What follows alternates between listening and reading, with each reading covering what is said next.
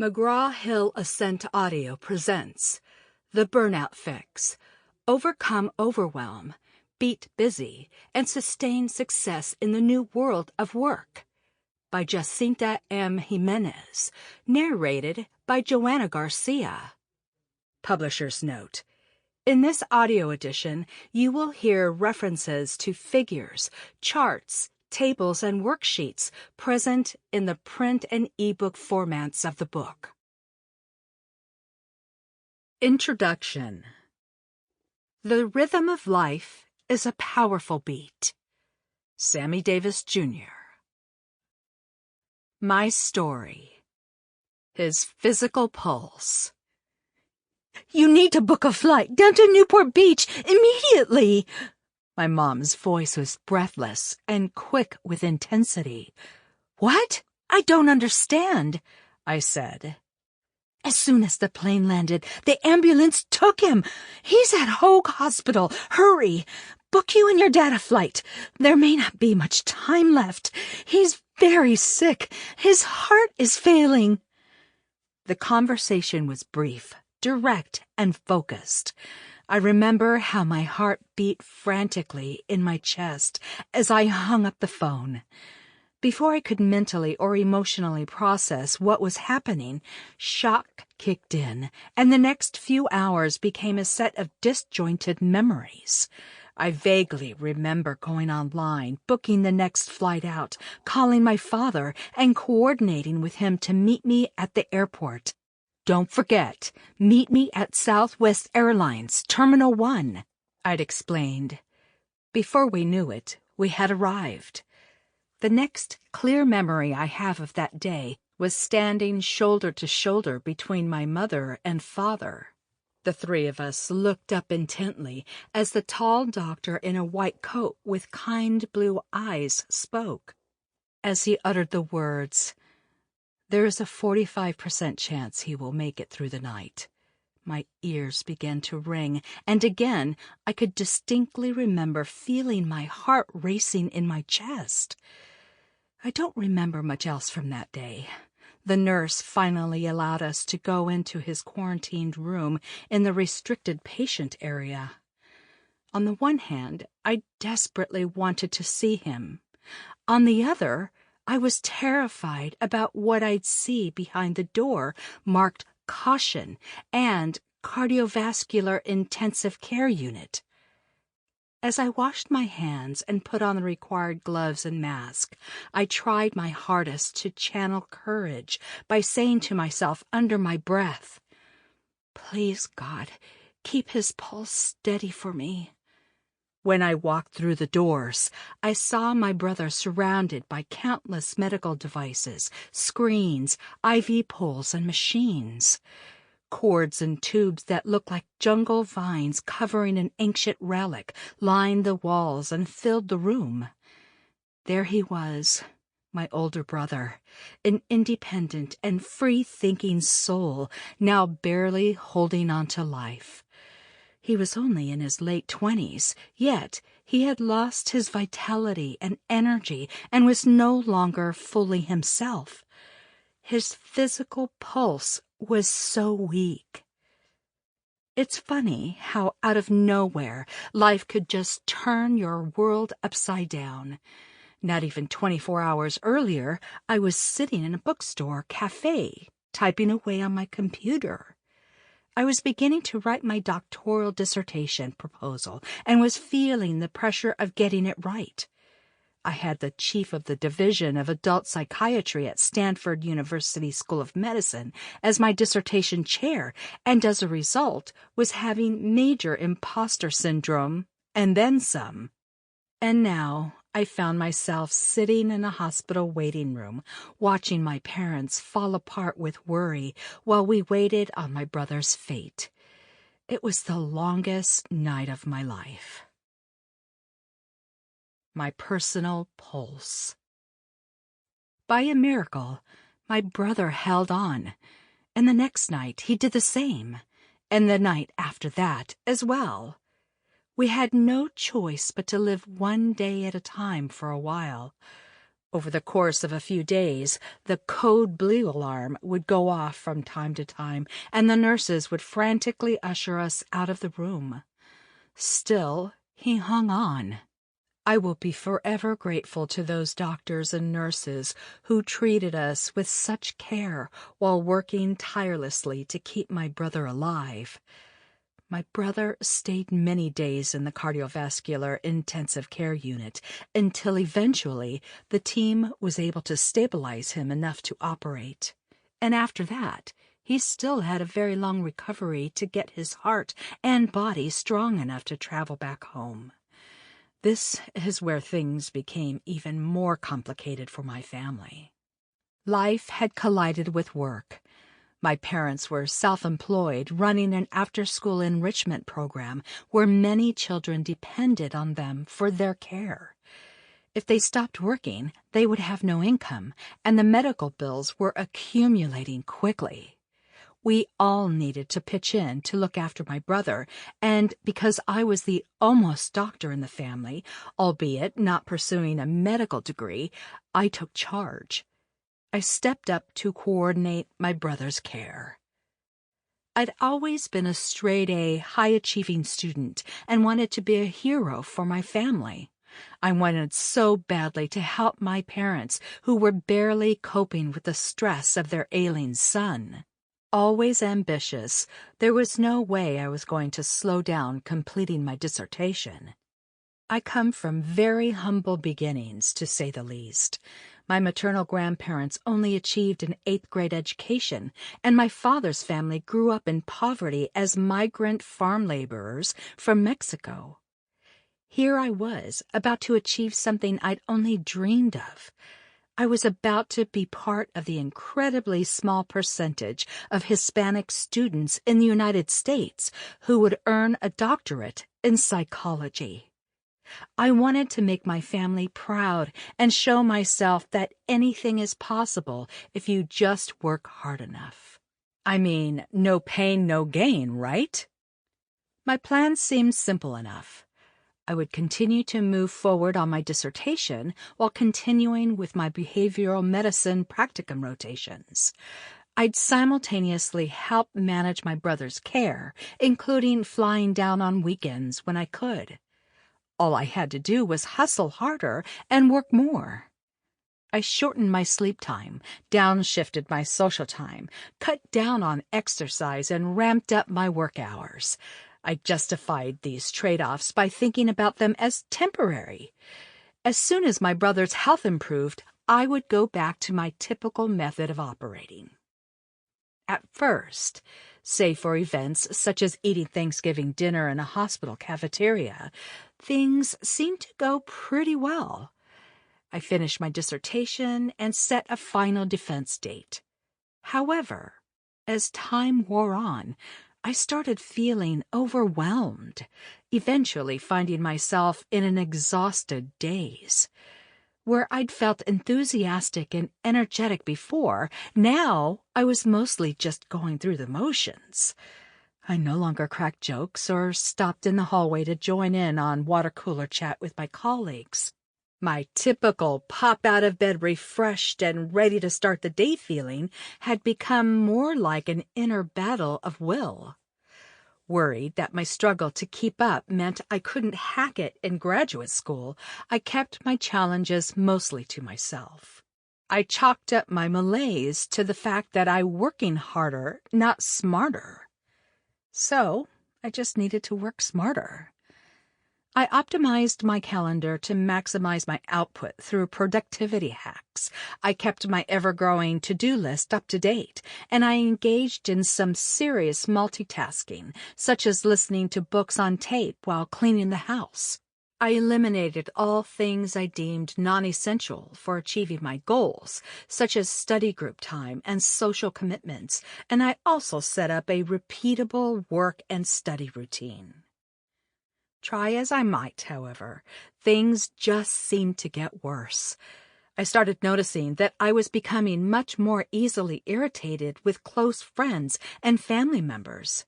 I also found myself watching the clock in my clinical rotation when in the past I'd been extremely engaged in my work. Soon, I dropped out of world-renowned psychiatrist David Burns's lab, an experience I had greatly anticipated. I wasn't sleeping well, and often felt as if I could cry at the drop of a hat. I just couldn't keep up with my work demands anymore. I felt that I was failing on so many levels. No matter how hard I tried to work, both harder and smarter, I couldn't get above water. It was insidious, and although I didn't see it at the time, burnout was slowly but surely chipping away at me. I was losing my vitality and energy, and I no longer felt fully myself. Although my heart health was fine, my personal pulse was very weak. Part of being human is that at some time in life you are bound to face hardship, and my brother's tragedy was definitely a major one for me. As a strong believer in having adversity be your teacher, I learned a crucial life lesson. To live a truly successful life, you need more than just grit. It doesn't matter if you work harder or smarter. If you neglect to also nurture a steady personal pulse, your success will be short-lived. It's one thing to be successful, but if your definition of success means achieving at a cost to your personal vitality, I'd challenge you to question your definition. I'm not here to say working harder and working smarter aren't good strategies at certain times. What I'm saying is that in today's always-on and connected world, if you aren't regularly working to engage in a systematic approach to fostering your resilience, aka steady pulse practices, your efforts to work harder and/or smarter will be fleeting. Having a steady personal pulse is not just a nice-to-have or afterthought that only gets tended to when you're feeling run down. In today's world of work, it is an imperative practice to ensure that you can perform at your best. Not only this, personal pulse practices are what will enable you to remain engaged, gritty, and productive over the long haul, in both work and life. Fast forward 2 decades. It took time and help from a therapist to dig myself out of my burnout, but I finally did defend my dissertation. I've since enjoyed a successful career that also gives me a great sense of meaning and purpose. I founded an award-winning positive psychology coaching practice in Silicon Valley, helped build a mobile app for the National Center for PTSD, post-traumatic stress disorder, and provided consulting to some of the most influential technology companies in the world. I've been featured as a behavior expert on CNN and HLN and am frequently quoted in Forbes, Fast Company, Business Insider, and other national publications. I was a founding team member of a $142 million venture-funded leadership development company, where I was a key leader in the design of a science-backed coaching methodology that integrates rigorous peak performance approaches with leading-edge technology. Additionally, at this company, I led a global network of more than 1,500 coaches spanning over 58 countries worldwide. Most important, this coaching network has gone on to improve the lives of thousands upon thousands of workers across a variety of industries all over the world. I can say without a doubt that I did not achieve all of this from solely working harder and smarter. I don't believe that those two solutions are enough for modern-day workers. Rather, what has allowed me to achieve success over time and help many other top leaders achieve success as well is my dedication to sustainable success. This is not to say that since graduate school I have never become stressed or been worn down. Believe me, I'm human. I've had setbacks, which I'll share in this book, but what I've come to notice is that every time I have found myself seriously worn down, overwhelmed, tired, or just running near empty, it was because I neglected to consistently check in with and take care of my personal pulse. The changing world of work. As a psychologist and leadership coach, my life's work has been dedicated to helping people use psychological science to create a fulfilling work and personal life. Over the course of more than 15 years, I've been blessed to have worked with hundreds of people across a multitude of industries. Over the past few years, however, I started noticing that an alarming number of my coaching clients were struggling with busyness and were overwhelmed, exhausted, burned out, and stressed. Increasingly, I began to see cases such as the following. John, a 26-year-old customer success manager who was deemed a high potential early in his career because of his ability to seamlessly and flawlessly respond to customer needs while maintaining a cool and kind demeanor. At first, John was able to effortlessly run from one achievement to the next without pause, while also making time to authentically connect with his team. When John was given the responsibility to cover his division's key global accounts, he began taking calls at all hours of the day. Over time, his performance reviews began to indicate that his customer relationships were struggling and that his team was experiencing increased levels of stress. Additionally, his colleagues were finding John to be increasingly sharp and disagreeable in their interactions with him. When I started working with John, the first thing he said to me was, "Dr. J, I'm not the same person I was. I used to be known as Joyful John. Now, I frequently find myself irritated with my coworkers. I used to love my job, but now I feel indifferent about it and my clients." Keisha, a 35-year-old marketing whiz who had just been promoted to vice president. Eager to show others on the leadership team that she could be a great collaborator and hold her own, she started to make small changes in her work habits. For example, Keisha found herself shooting off a few emails from her cell phone after she'd put her children to bed, canceling plans with friends in order to stay late to accommodate other leaders on the team who lived in different time zones, and immediately saying yes to many of her fellow leaders' requests. Despite being an incredibly gifted leader who was more than deserving of this promotion, Keisha's performance started to drop, and she found herself not only feeling discouraged, but also even questioning herself and whether she belonged in her new role. "Dr. J, I don't understand. I was always able to do it all. I don't get how it happened, but I can't stay on top of my work. I'm utterly exhausted.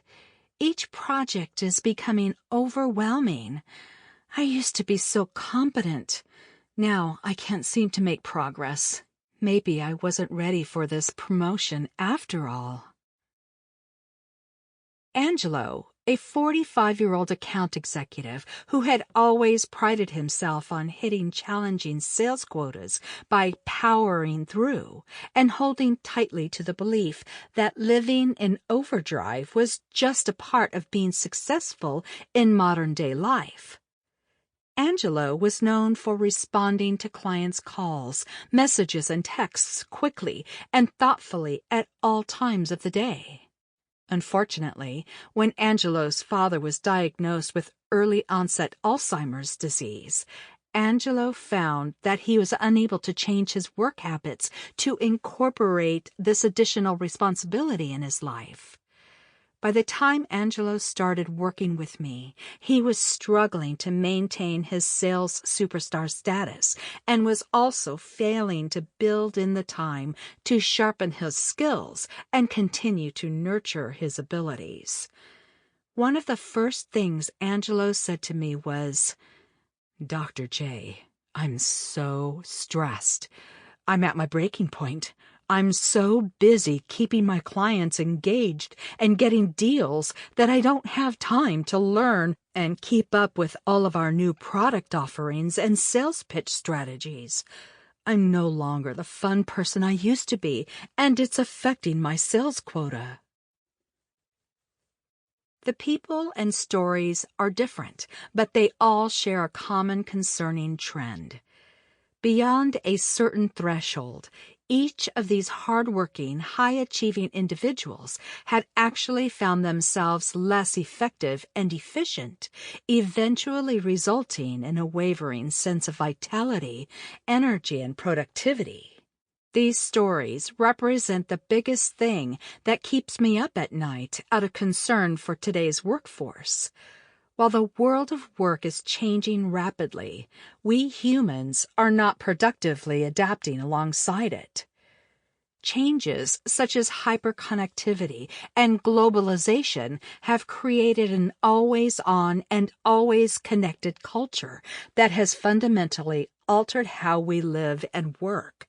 But unfortunately, most of us and the organizations in which we work are still clinging to outdated formulas and ideas of what it takes to be and remain successful in work and life. There are many of us, just like John, Keisha, and Angelo, who, whether consciously or unconsciously, still buy into antiquated ideas of work that hype the message that you have to work harder and hustle more to succeed. Often out of passion and commitment to our jobs, we end up putting in huge amounts of hard work and unsustainable effort to become top performers. Over time, however, our success fades as work begins to take an unsustainable toll, leaving us burned out, unhappy, and sick. Yet still, many of us push on, attempting to employ work smarter strategies while rationalizing that success in work and life comes at an inevitable price. Our personal pulse, which over time, literally and figuratively, becomes weaker.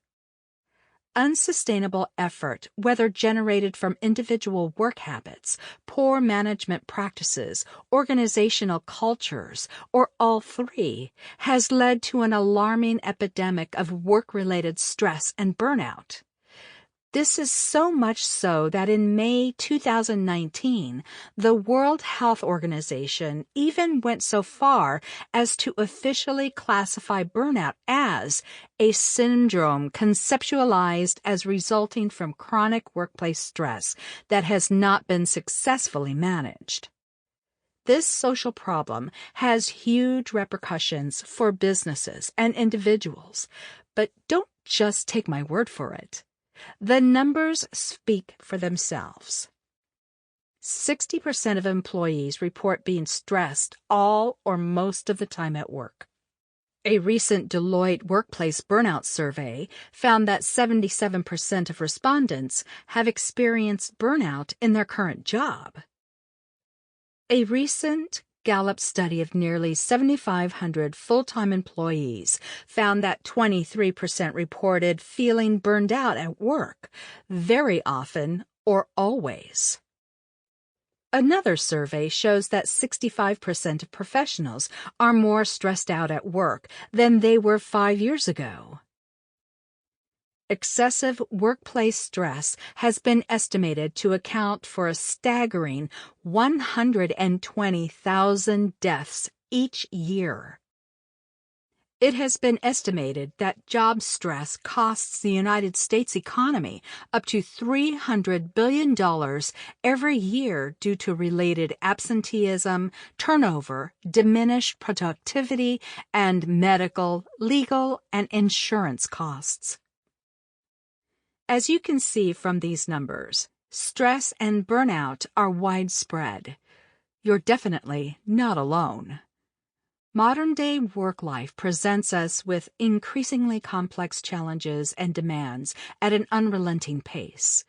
When you add in personal, family, and health considerations on top of the challenges of work, it is easy to feel perpetually overwhelmed.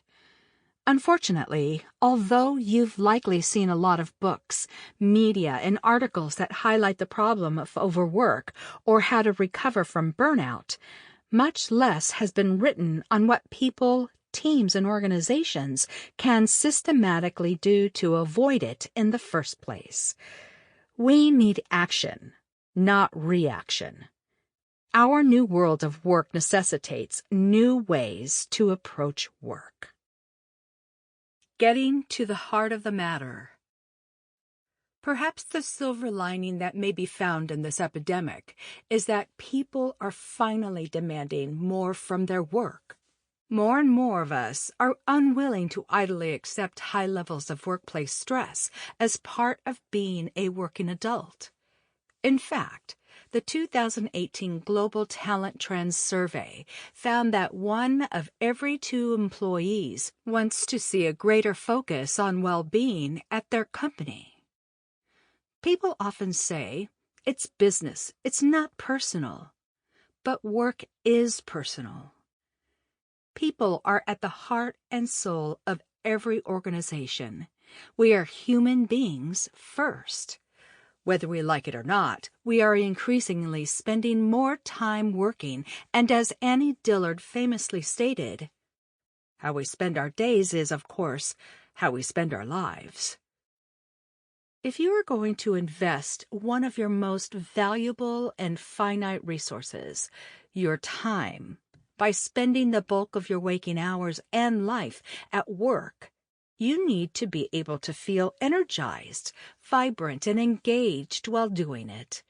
You deserve to have a steady personal pulse. Think about this. The average human heart beats around 100,000 times per day in order to sustain your mind and body. It's pretty wild to consider how this vital organ hidden in our bodies is working behind the scenes every moment of every day to provide us with life, oxygen, and vitality. Those little pulses add up to a whole lot.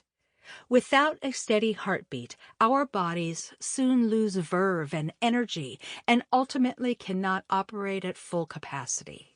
In the same way our bodies thrive when our hearts are healthy, our personal and professional lives are improved when our personal pulse is steady. So what exactly do I mean by having a steady personal pulse? A steady pulse all comes down to cultivating and leveraging a holistic set of enduring human capabilities, things that have stood the test of time and allowed us to survive and thrive as a species for centuries. How we behave, think, nurture our physical reserves, relate to others, and manage our emotions. By intentionally focusing on building a solid set of personal resilience practices, you can operate from the inside out versus the outside in. A work life in which you are constantly reacting to whatever outside stressor is currently knocking at your door will undoubtedly leave you worn down and exhausted. Alternatively, a work-life approach that leverages a central set of personal pulse practices to guide you forward will leave you centered, engaged, and energized. With the advent of increasing innovation and technological advances, the world of work will continue to evolve around us. Ironically, the very thing we need to develop for enduring success and vitality in the face of this constant change is a fixed set of unchanging core capabilities. It is about the fundamentals of being a thriving person, lasting practices you can rely on for years to come. Building a steady personal pulse means putting effort into attending to all aspects of you as a human being. The behavioral, cognitive, physical, social, and emotional parts of you. Steady pulse people make it a priority to keep their core capabilities sharp and intact. They choose action, not reaction. Sample complete. Ready to continue?